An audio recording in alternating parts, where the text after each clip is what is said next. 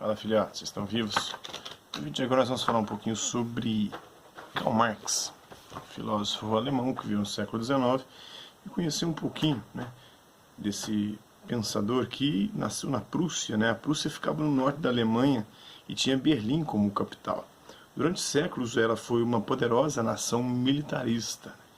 Em 1871, Otto von Bismarck liderou a unificação dos estados de origem germânica, criando o Império Alemão e nascendo o país como nós entendemos hoje, o país Alemanha. Foi quando a Prússia passou a ser um estado dentro deste império. Até então eram reinos separados e independentes uns dos outros, mas que tinham alguns traços em comum, como a língua, a cultura, e uma história. Então o maior deles e com maior autonomia. Posteriormente, o Império Alemão tornou-se uma república e recebeu o nome de Alemanha. Após a derrota na Segunda Guerra Mundial, no período de reconstrução, então o Estado da Prússia foi dividido em pequenos territórios e deixou de existir como tal. Então o século XVIII e o século XIX foram séculos de revoluções. O século XVIII se caracterizou pelo que Marx chamou de revoluções burguesas. As principais revoluções burguesas, a primeira acontece no século XVII, na verdade, que é a Revolução Inglesa. Depois tem a independência dos Estados Unidos e também a Revolução Francesa. Uma delas foi a Revolução Americana, ou a independência dos Estados Unidos, a Guerra da Independência dos Estados Unidos, que culminou em 1776 com a independência de 4 de julho. E outra foi aquela que reuniu as grandes convulsões políticas e sociais, a Revolução Francesa, que acontece em 1789.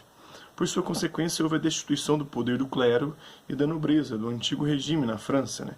E essa revolução deu início à Idade Contemporânea, uma idade que começa a partir desses novos governos agora de cunho mais republicano e de tendências democráticas, proclamando os princípios universais da liberdade, da igualdade e da fraternidade.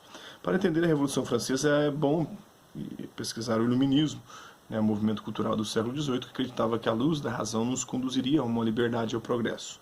E iniciado em fins do século XVII, e que atravessa o século seguinte divulgando seu ideário, a aposta no progresso e no esclarecimento humano por meio da expansão do conhecimento e da razão. Então, um bom livro para compreender este período é O Século das Luzes, organizado por Maria Regina Barcelos Bettiol e Antônio Hofeld, e publicado pela Tomo Editorial. Um outro tipo de revolução, essa sem armas, foi a Revolução Industrial, que também aconteceu no século XVIII, iniciada na Inglaterra, graças à Revolução Inglesa, que começa com a Revolução Puritana e culmina com a Revolução Gloriosa em 1689. Nascida de mudanças tecnológicas que influenciaram a relação entre o capital e trabalho, e ao mudar o processo produtivo de agrícola para agora tecnológico e implantar o capitalismo, fazendo com que o capitalismo entrasse na sua segunda fase. Ele começa como um capitalismo comercial e agora passa a ser o capitalismo industrial, onde quem controla e determina os rumos da economia agora é a indústria, não mais o comércio.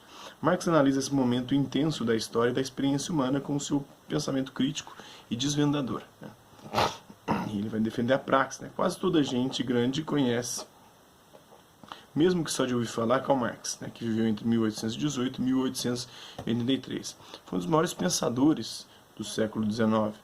De diferentes modos, ele tocou a forma de pensar de gerações e até hoje segue influenciando a contemporaneidade, mesmo que não saibamos disso, influenciando tanto aqueles que defendem as suas ideias quanto aqueles que são totalmente contrários a elas. Um de seus grandes méritos foi defender a ideia de que a filosofia tem por tarefa pensar a vida e o mundo, não só para compreender, mas para transformá-lo. O Hegel tinha dito que a tarefa da filosofia é compreender a realidade. O Marx vai dizer que a filosofia passou tempo demais tentando compreender a realidade, agora é preciso transformá-la. Daí a praxis, a união entre teoria e prática. E o tipo de pensamento que a filosofia exige não é solto e sem regras, tampouco um pensamento estreito sobre pequenas realidades. Marx defendeu que era preciso refletir sobre as grandes questões e descobrir como elas estão interligadas, como que elas funcionam.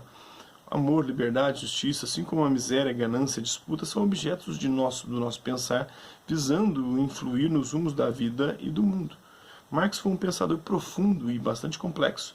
Desvendou e denunciou os mecanismos de funcionamento do capitalismo e ofereceu uma explicação sobre a história da humanidade, uma compreensão das coisas no seu movimento, no seu devir contínuo, na sua forma dialética, que segundo ele era a luta de classes.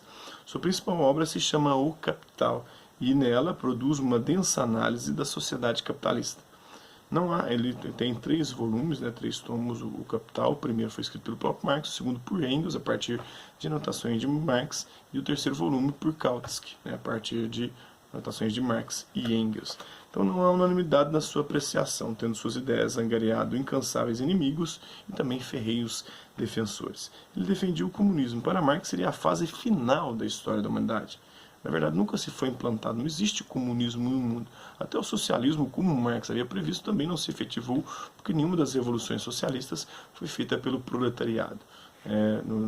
Na Rússia foi feita pelos sovietes, e os sovietes tinham uma pequena burguesia ali, tinha militares, e a mesma coisa acontece em Cuba, na China e em outros países que fizeram suas revoluções comunistas ou socialistas, né?